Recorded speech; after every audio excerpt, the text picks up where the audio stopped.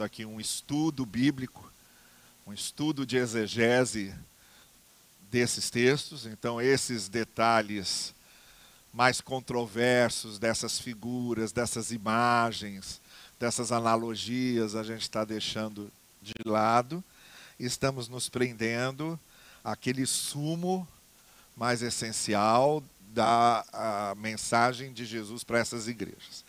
Então a gente lê no capítulo 3, verso 7, assim: ao anjo da igreja em Filadélfia, escreva: estas são as palavras daquele que é santo e verdadeiro, que tem a chave de Davi.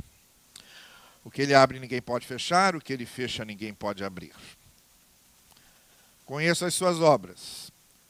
Eis que coloquei diante de você uma porta aberta que ninguém pode fechar. Sei que você tem pouca força, mas guardou a minha palavra e não negou o meu nome. Veja o que farei com aqueles que são sinagoga de Satanás e que se dizem judeus e não são, mas são mentirosos. Farei que se prostrem aos seus pés e reconheçam que eu o amei. Visto que você guardou a minha palavra de exortação à perseverança, eu também o guardarei da hora da provação que está para vir sobre todo o mundo, para pôr à prova os que habitam na terra. Venho em breve, retenha o que você tem, para que ninguém tome a sua coroa. Farei do vencedor uma coluna no santuário do meu Deus, e dali ele jamais sairá. Escreverei nele o nome do meu Deus e o nome da cidade do meu Deus, a Nova Jerusalém, que desce dos céus da parte de Deus, e também escreverei nele o meu novo nome. Aquele que tem ouvidos, ouça o que o Espírito diz às igrejas. Um dos motivos pelos quais eu acredito que o Apocalipse foi escrito depois do ano 90, ou digo, depois do ano 70, aproximadamente ali por volta do ano 90, é essa ênfase na Nova Jerusalém. Como fala muito repetitivamente, olha, haverá uma Nova Jerusalém, porque no ano 70 Jerusalém foi destruída, não ficou nada ali. Os romanos invadiram, destruíram tudo, o que resta é aquele muro hoje que os judeus ortodoxos buscam para fazer suas orações, chamado Muro das Lamentações. E justamente por causa dessa destruição de Jerusalém, que seria a velha Jerusalém, o autor do Apocalipse, esse João da ilha de Patmos, faz referência a uma nova Jerusalém, na qual eles habitariam. Aqueles que conheceram a velha Jerusalém, agora em Cristo, habitariam uma nova Jerusalém. Então essa referência é muito óbvia para mim, não é? E há outras referências aqui que exigiriam um pouco mais de explicação. Mas como eu disse a vocês, o que importa para a gente aqui, nós estamos nesse ano falando sobre a igreja como corpo vivo de Cristo e estamos pegando essas cartas do Apocalipse como sinalizações para que nós, igreja de Cristo, possamos aplicar na nossa vida essas lições que eles lá receberam, compreenderam e viveram. Mas antes de mencionar diretamente algumas coisas aqui, eu quero retomar um texto do Antigo Testamento. Êxodo 33.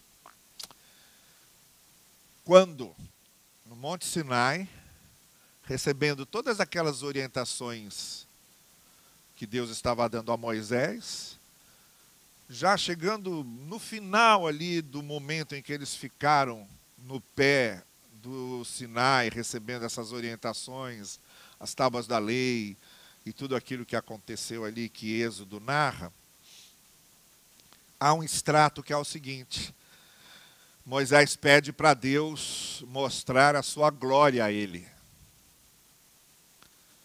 Me mostre a sua glória. Deus dá 3 nãos aqui. Diz não, simplesmente diz não 3 vezes. Na primeira vez, ele diz não, taxativamente dizendo, olha, nenhum homem pode ver minha glória e permanecer vivo. Então, se você quer continuar vivo, esquece isso. Não é pedido que se faça. Não tem como. Não. O segundo não, Deus faz uma espécie de brincadeira com ele. Ele fala, eu posso fazer o seguinte, eu posso colocar você aqui, e só depois que eu tiver passado, aí você vai me ver pelas costas. Eu já vou ter passado. Então é não. Não tem como ver a minha glória, você só pode me ver no máximo de costas. E o terceiro não foi mais significativo, porque a impressão que dá é que Moisés, já cansado, com aquelas lutas todas e diante daquele grande desafio do povo rebelde, murmurador, já tinha passado por tantas, poucas e boas ali, já precavido com ainda ter que caminhar mais um tempo com eles até chegar em Canaã. A impressão que dá é que Moisés está pedindo para ver a glória de Deus, como quem diz assim, aí eu vou poder chegar para o povo e dizer, eu vi a glória de Deus. Então vocês me obedeçam, fiquem comportadinhos, porque eu vi a glória de Deus. Então cuidado comigo. E Deus deu um não aí. Claramente ainda disse, não, esquece isso. Até porque eu farei as bondades. Eu sou o Deus misericordioso. É em mim que verão as misericórdias e as bondades, e não em você. É como se Moisés estivesse ouvindo Deus dizer, olha, se você está querendo me usar para ter autoridade sobre eles, esqueça. Esqueça. Eles vão aprender que eu é que sou bondoso e que eu é que sou misericordioso. Não tente me usar. Não tente me usar. Você não vai chegar lá dizendo, eu vi a glória de Deus e agora me respeitem. Não, é comigo a questão deles. Não com você. E deu um não para Moisés, e Moisés saiu de lá com esses 3 nãos de Deus. Eu acho muito significativo isso, eu só estou abrindo esse parêntese, porque o que mais se ouve hoje de alguns líderes religiosos é essa chantagem. Eu sou sócio de Deus em poder e autoridade, eu sou vocacionado, eu fui chamado por Deus, eu revelo Deus a vocês, eu represento Deus. E cria um laço de dependência com ele. E na resposta que Deus deu a Moisés, ele disse, nada disso, esquece. Eu é que sou o Deus de misericórdia, vão experimentar misericórdia em mim. Eu é que sou o Deus de bondade, vão experimentar a bondade em mim. Então, qualquer líder que tente se apresentar diante de seus liderados como sócio de Deus em poder e autoridade, e venha com essa história de que eu vi a glória de Deus, por isso eu sou mais do que vocês, posso mais, e tomem cuidado comigo, é um farsante da revelação de Deus. Bom, esse é só um parêntese que eu queria abrir, porque o que me interessa nessa resposta de Deus é o outro aspecto. É Deus dizendo para Moisés, a minha glória você não vai ver, não. O máximo que você vai ver é que eu passei. Depois que eu tiver passado, você vai me ver pelas costas. E vai entender que eu passei.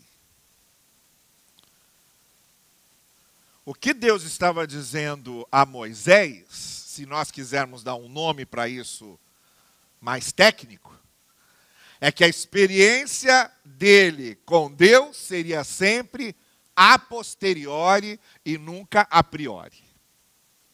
Ou seja, não é antes que as coisas aconteçam que a gente percebe que Deus agiu, mas é depois que as coisas acontecem. É quando a gente olha para trás. É quando a gente junta os pontinhos.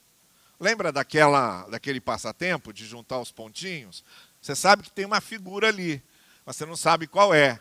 Aí vai juntando os pontinhos. Vai juntando ali, seguindo a numeração e tal. Depois que junta os pontinhos, aparece a figura. O que Deus está dizendo a Moisés aqui nessa parábola, nessa palavra, é isso. Ele está dizendo, depois que eu tiver passado, é que você vai juntar os pauzinhos, vai juntar os pontinhos, vai ver a figura. Enquanto a coisa está acontecendo, não consegue.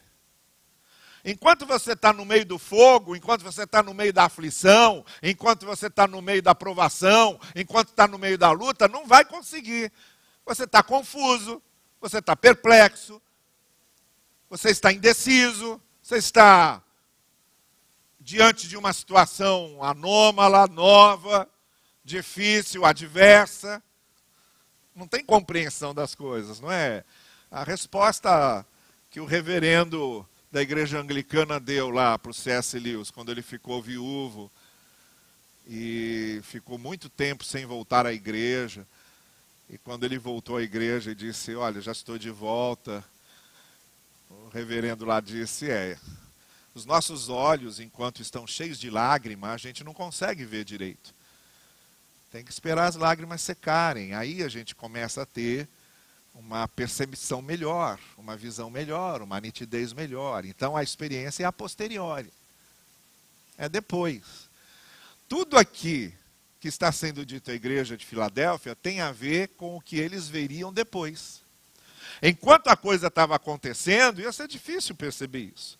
Mas o que Jesus está dizendo a eles nessa palavra é isso, olha, na maior parte das vezes as nossas experiências com Deus são a posteriori. É quando a gente para, olha para trás e vê o que aconteceu, é que a gente reconhece. De fato, Deus passou por aqui.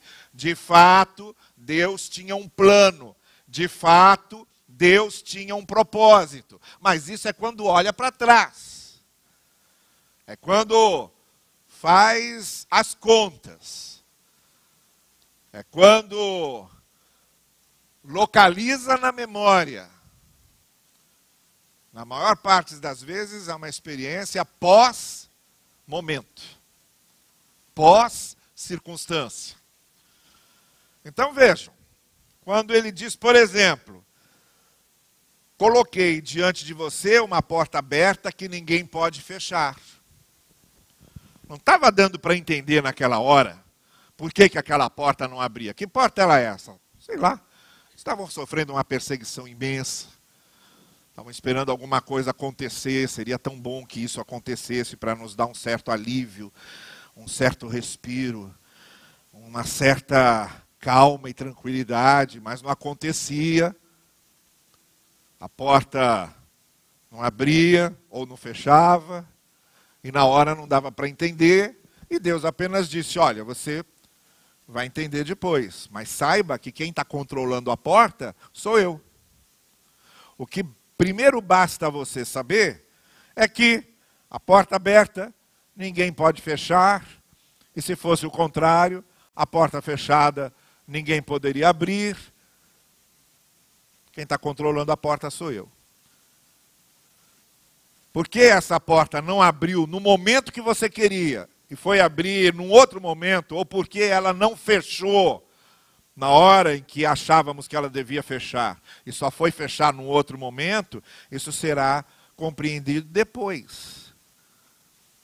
Quando a gente olha para trás é que a gente compreende. O que Jesus está fazendo aqui, de alguma forma, é, olha, a primeira coisa que passa pela nossa cabeça, quando vocês estão numa situação dessa, de perseguição, de adversidades, de lutas, de desencontros na vida, é que isso aqui é um caos. Ninguém está controlando esse troço, isso aqui é uma loucura. E a primeira coisa que vocês têm que lembrar é que estão controlando sim. Eu controlo as portas, e controlo as janelas, e controlo as ruas. Controlo tudo. Está sob meu controle. Eu não perdi a visão do que está acontecendo e não me esqueci dos propósitos que tenho para com vocês. Então lembrem-se. Entender é outra coisa. Vai ser preciso passar um tempo para que vocês entendam. A expressão que vem a seguir também é a mesma coisa. Quando ele diz, você tem pouca força, mas guardou a minha palavra. Naquele momento da luta, da adversidade, da confusão, da dificuldade, da aflição, é claro que a gente sente, a gente nota nossas limitações, nossas fraquezas. Claro que a gente sente. Enquanto está tudo bem, a gente até se sente muito forte. Enquanto está tudo bem. Quando as coisas começam a sair do nosso controle, aquilo já dá uma balançada. Quando acontecem coisas que a gente não tem mais controle nenhum, aí a gente tem que admitir, realmente. Eu tenho certas limitações, certas fragilidades, certas incompetências que eu não sou capaz de administrar. Eu sou um ser humano. Como as coisas viram, né, de uma hora para outra. Está tudo certinho. Tudo certinho, tudo planejado. De repente vira. Vira, assim, de uma maneira que você olha, e agora? O que é isso? Como é que eu vou resolver isso? E a gente sente claramente a nossa fragilidade, a nossa incapacidade de ter tudo sob controle, de controlar todas as coisas. E aí vem essa palavra, sim, você tem pouca força. Às vezes até acha que tem muita, mas não. Há situações na vida que mostram que temos pouca força. Você tem pouca força. Mas guardou a minha palavra. Permaneceu fiel. Apegou-se ao que era realmente mais importante. Em outras palavras, o que vai te dar força, mesmo não tendo força, é justamente estar apegado à minha palavra. É aí que é a sua força. Não é dominar as circunstâncias. Não é controlar os acontecimentos. A sua força é estar apegado na minha palavra, porque apegado na minha palavra, quando os acontecimentos saírem do nosso controle, quando as coisas não acontecerem como esperado, embora tenhamos a clara ideia da nossa pouca força, nos sentiremos fortalecidos, porque estamos firmados na palavra. E essa é a nossa força. Permanecer firmados na palavra, mesmo diante de um mundo, de uma realidade que nós não podemos controlar. Mas isso é outra coisa que a gente só vai ver depois. É aqui Deus me sustentou. A palavra me sustentou aqui. Nossa, eu nem sei explicar como é que eu passei por essa situação aqui, mas eu sei que eu passei. Eu nem sei como foi que isso aconteceu, mas aconteceu. Lá na frente a gente olha para trás e vê Deus depois de ter passado. A gente só vê as costas de Deus. Só vê que Ele passou. Da mesma maneira, quando Ele está dizendo o seguinte: eu farei com que reconheçam que eu o amei. Você cercado de pessoas que querem prejudicá-lo, persegui-lo, é exatamente o que estava acontecendo lá. A igreja sendo perseguida, cercada de pessoas que queriam prejudicar, impedir que pregassem, que estavam perdendo a vida, muitos estavam perdendo a vida. E aí vem essa palavra de conforto, dizendo, olha, vai chegar um momento em que vão reconhecer que eu amei você, que eu cuidei de você. E será um testemunho seu, isso. Na hora que está acontecendo a coisa, naquela hora da tempestade, da borrasca, está tudo ali muito confuso? Não, ninguém está vendo nada. Mas quando a poeira baixar, quando aquela fase passar, o que Jesus está dizendo é o seguinte: vai servir inclusive de testemunho para pessoas que vão olhar para você, vão olhar para a sua história, testemunhas do que aconteceu com você, e você será para elas a prova, será para elas a demonstração, será para elas a revelação do amor que eu tenho por você e de como eu cuidei de você. Mas isso é lá na frente. A gente é muito ansioso, né? A gente quer que as coisas aconteçam. Principalmente quando a gente está sendo injustiçado por causa de alguma coisa. Quando a gente sabe que estão sendo injustos. Que fizeram um juízo que não é verdadeiro.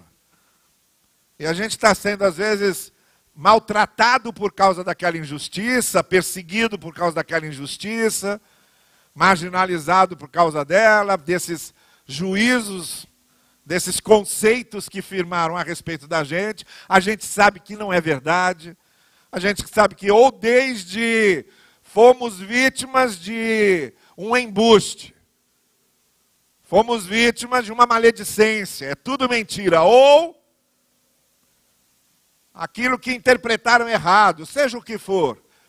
A gente tem uma ansiedade muito grande de mostrar que a gente está certo, de mostrar que estamos com a razão, de mostrar para eles que eles estão errados, que estavam cometendo uma injustiça conosco, que estavam nos julgando mal. A gente quer que isso aconteça logo, mas não acontece na velocidade que a gente tem. Não acontece na hora que a gente quer. Muito especialmente numa situação como essa, que eles estavam sendo perseguidos, esse período de perseguição duraria sabe-se lá quanto tempo. Mas na sua experiência individual, como comigo também já aconteceu, eu sei que nós às vezes somos injustiçados, somos mal compreendidos, e a gente fica ansioso para mostrar que não. E a gente fica ansioso para mostrar que estão sendo injustos. Mas não acontece na hora que a gente quer, muitas vezes. Tem coisa que é bobagem, né? Tem coisa que a gente nem dá bola. É bobagem, você passa por cima, isso é uma bobagem doida. Uma vez eu fui parado na rua por uma pessoa que me reconheceu e disse: Pastor Novaes, eu quero dizer que eu estou orando, intercedendo a Deus para que o seu filho seja liberto das drogas. Eu falei: meu filho? Sim. Eu sei que o senhor tem só um filho homem, e sei que ele está envolvido com drogas, e eu estou orando para que ele se liberte. Aí eu agradeci, falei: obrigado. Eu não vou nem perder tempo aqui explicando. Tá bom, tá ótimo. Deixa assim. Então tem umas coisas que vêm do nada, que é uma coisa que você não sabe nem de onde veio. Pau. Então tá bom, isso a gente nem... que é tão ridículo, a coisa é tão ridícula que você nem liga. Mas tem outras coisas que não. Que você sabe que foi uma armação, que você sabe que lá no seu emprego pessoas invejosas planejaram te prejudicar. Acontece isso. E a gente fica muito ansioso para mostrar que não é. E às vezes a gente não consegue. Mas tem uma promessa. Fica tranquilo. Quando chegar o momento certo, eles saberão que eu amei você. Eles saberão que eu cuidei de você. E o Deus da justiça vai se revelar. Mas a gente tem que esperar. Às vezes só pode esperar. Não há o que fazer. A ação de Deus vai acontecer. E a mesma coisa serve para essa última exclamação que eu quero mostrar para vocês.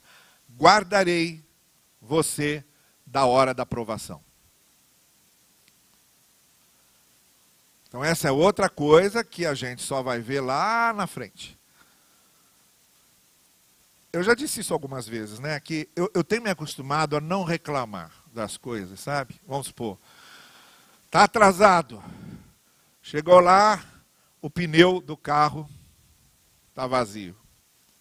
Já está atrasado e ainda o pneu está vazio. Aí eu tenho me disciplinado a pensar, ó, sabe-se lá do que é que eu estou sendo livrado, não é? Sei lá. De repente, ia ser exatamente a hora que eu ia passar no lugar, vinha um caminhão descontrolado e Olha eu lá morrendo à toa, né? Não, sabe-se lá do que está me livrando. Não vamos reclamar. Eu tenho crido cada vez mais que a graça age muito mais sem nós sabermos do que quando sabemos. Muito mais. A gente, é o iceberg. Da graça, a gente sabe aquela ponta que está para fora da água. Mas o iceberg, ele é, na grande maioria, o que está por dentro da água, o que está abaixo da superfície. Isso aí, a gente não faz nem ideia do que a graça de Deus vai livrando a gente. Nem faz ideia. E é nesse sentido que eu vejo essa expressão. Você lá na frente vai, de repente, descobrir do que Deus te guardou, do que Deus te protegeu. Mas eu quero botar isso aqui na dimensão escatológica que tinha aqui. Porque eu acho que também serve para a gente. A hora da provação aqui é aquela hora da grande tormenta que eles estavam passando e que nós, cristãos, passamos em alguns momentos na vida. É a hora da provação. Só que não quer dizer que aquilo vai ser resolvido ali, que guardar significa guardar ali, naquela existência, por exemplo. Eu fico pensando, do que serviria essa promessa para o Dietrich Bonhoeffer? Né, Vanderlei? O Bonhoeffer que a gente gosta tanto. O que serviria para Bonhoeffer? 2 meses antes dos aliados chegarem em Berlim, fuzilam Bonhoeffer. 37 anos de idade. Preso porque não aceitava aquele caminho do nazismo, começou a falar contra Hitler, foi preso. 37 anos, noivo, com uma vida pela frente, experimentando uma provação. Talvez se um de nós chegasse ali muito otimista, dizia, Bonhoeffer, olha a promessa que Deus tem para você, guardarei na hora da provação, pode ficar tranquilo, você vai lá sair daqui, vai se casar, vai ter muitos filhos, porque Deus diz, guardarei na hora da provação. Mas não foi isso que aconteceu. Se tivessem demorado mais 2 meses para fuzilar Bonhoeffer, os aliados teriam chegado em Berlim e estaria livre. 2 meses apenas antes, foi fuzilado. Então aí, a pergunta é, e aí? Onde é que está Deus guardando na hora da aprovação? E aí? Como é que isso acontece? Porque a glória de Deus é vista só depois que ele passa nas costas. E guardar da aprovação não significa, absolutamente não significa, que essa guarda se realize nessa existência. Nessa existência, pode ser que a gente passe por uma aprovação que pereçamos nela. Como Bonhoeffer. Pode ser que a aprovação seja uma doença que vá nos matar. Pode ser que a aprovação seja um assalto ou um tiro perdido que vai nos acertar letalmente. Ou não acontece? Essa promessa não tem a ver com o momento que a gente acha que ela tem que acontecer e não tem a ver nem com a existência em que estamos.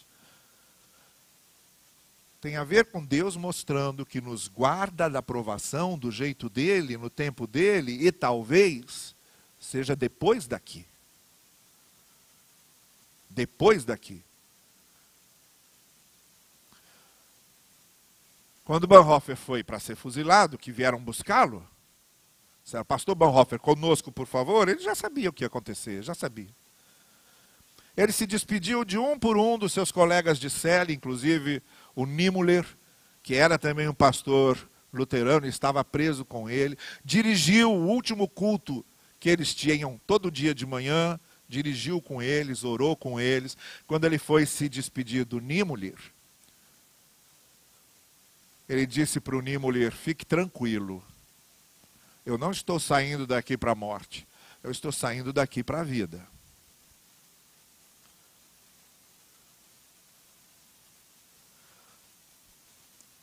Não há como desprezar que até essa tranquilidade como uma pessoa vai enfrentar o momento mais terrível da sua provação, que é a própria morte, como ela fica, como ela se sente e como ela enfrenta isso, que isso também não seja compreendido como Deus nos guardar na hora da provação.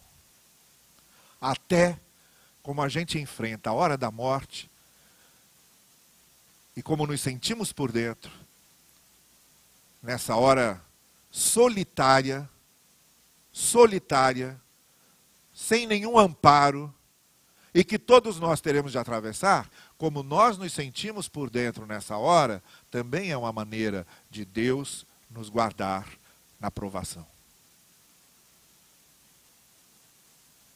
Para eles, isso valia muito, porque eles não sabiam se iam sobreviver àquela provação, mas sabia que Deus ia guardá-los do seu jeito.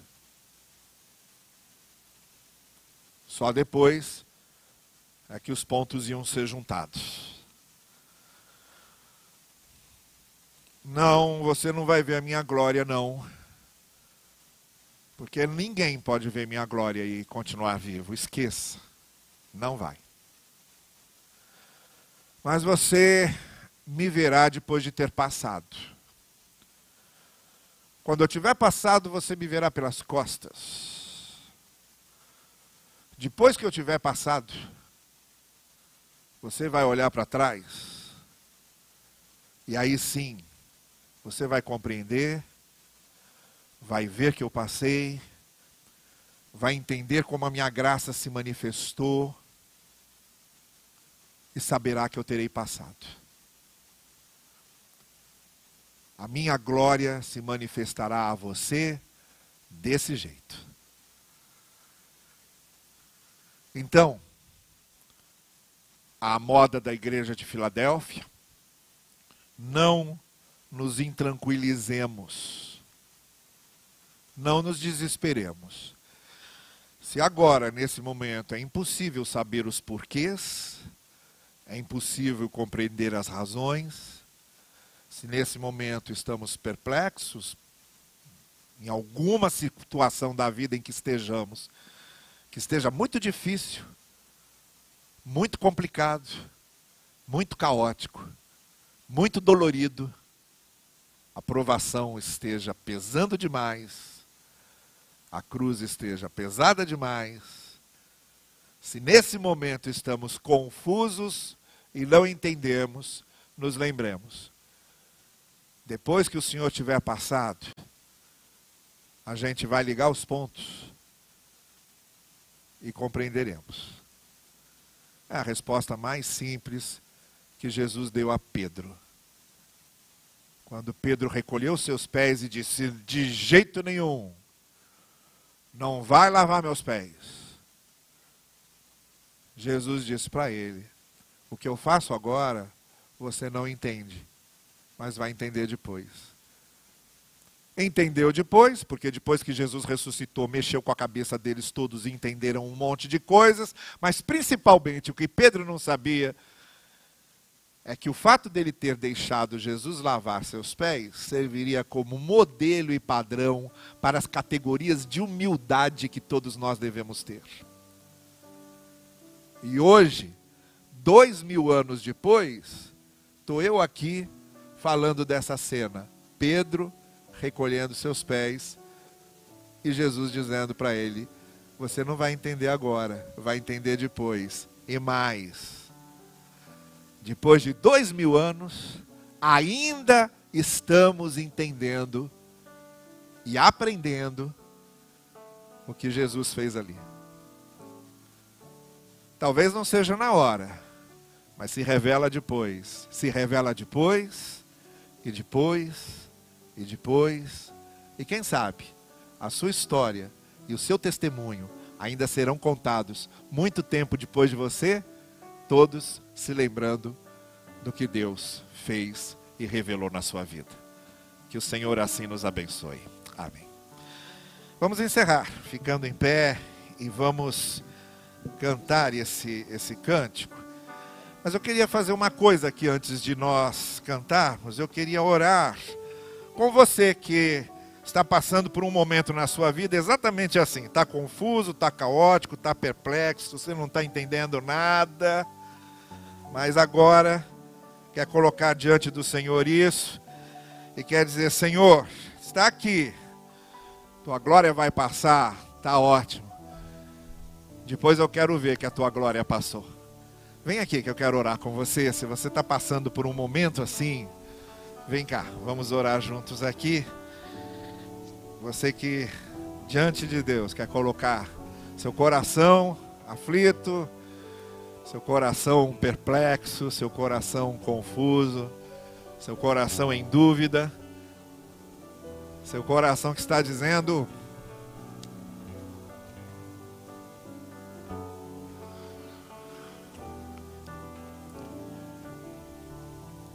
não entendo, mas eu sei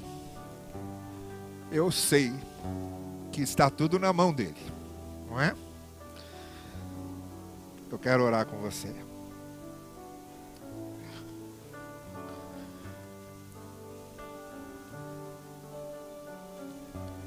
Senhor querido, cada um aqui, cada coração aqui tem seu motivo, tem sua razão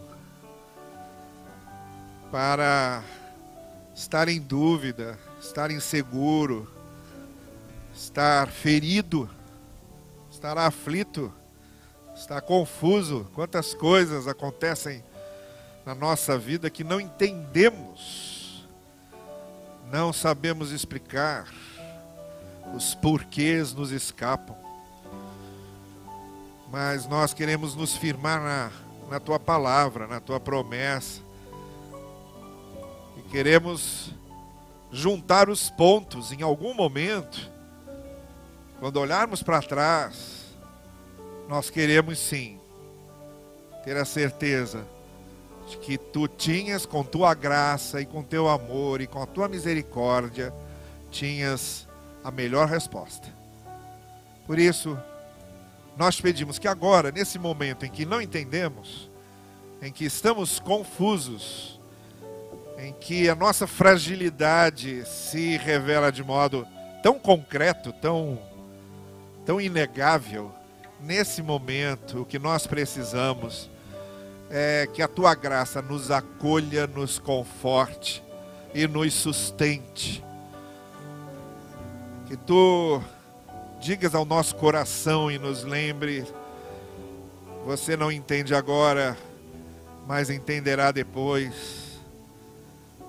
Que nós possamos compreender que apesar das portas fechadas não abrirem, ou das portas abertas não fecharem, tu continuas sendo o Senhor das portas.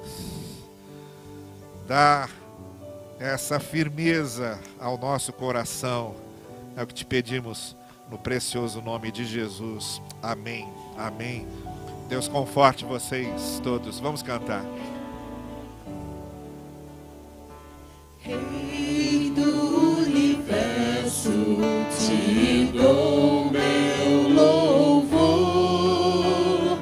com tantas bênçãos me cercas, Senhor.